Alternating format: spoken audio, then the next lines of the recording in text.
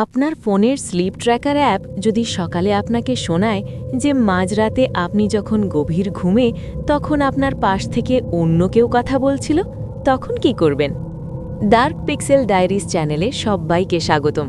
আজ আমরা শুনব লন্ডনের এক ফ্ল্যাটে ঘটে যাওয়া প্রযুক্তির এক ভয়ঙ্কর অভিজ্ঞতার কথা, যা আপনাকে আজ রাতে ফোন দূরে রাখতে বাধ্য করবে। নীল লন্ডনে মাস্টার্স করতে যাওয়া এক ছাত্র, একা একটি স্টুডিও অ্যাপার্টমেন্টে থাকে। তার ঘুমের সমস্যা থাকায় সে ফোনে একটি স্লিপ রেকর্ডার অ্যাপ ব্যবহার করত, যা ঘুমের মধ্যে কোনো শব্দ হলে তার রেকর্ড করে রাখে।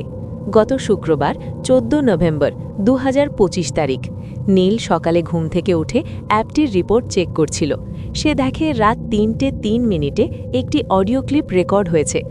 নীল ভাবে হয়তো সে নাক ডেকেছে বা পাশ ফিরেছে, কিন্তু অডিওটি প্লে করতেই তার হাত পা ঠান্ডা হয়ে যায়। রেকর্ডিংয়ে শোনা যায় নীল ঘুমের ঘোরে বিড়বিড় করে বলছে, কেউ কি আছো?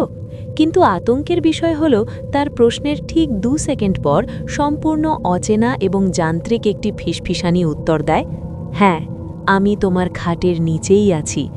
নীল ভয়ে ছিটকে খাট থেকে নেমে পড়ে। সে সাহস সঞ্চয় করে খাটের নিচে উঁকি দেয়। সেখানে কেউ ছিল না, পুরো জায়গাটি ধুলোয় ভরা। কিন্তু ভালো করে লক্ষ্য করতেই সে চমকে ওঠে। খাটের নিচের ধুলোর স্তরের উপর মানুষের শরীরের একটি স্পষ্ট ছাপ, যেন কিছুক্ষণ আগেই কেউ সেখানে শুয়েছিল। নীল সেই মুহূর্তেই ফ্ল্যাট ছেড়ে বেরিয়ে যায়, আর কখনো সেখানে ফিরে যায়নি। অ্যাপটি হয়তো কোনো গ্লিচ ছিল না, ওটা ছিল এক অদৃশ্য সত্যের সাক্ষী। আপনি কি রাতে ঘুমানোর সময় ফোন মাথার কাছে রাখেন?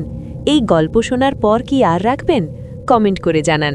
গল্পটা ভালো লাগলে লাইক, শেয়ার আর ডার্ক পিক্সেল ডায়েরি সাবস্ক্রাইব করতে ভুলবেন না।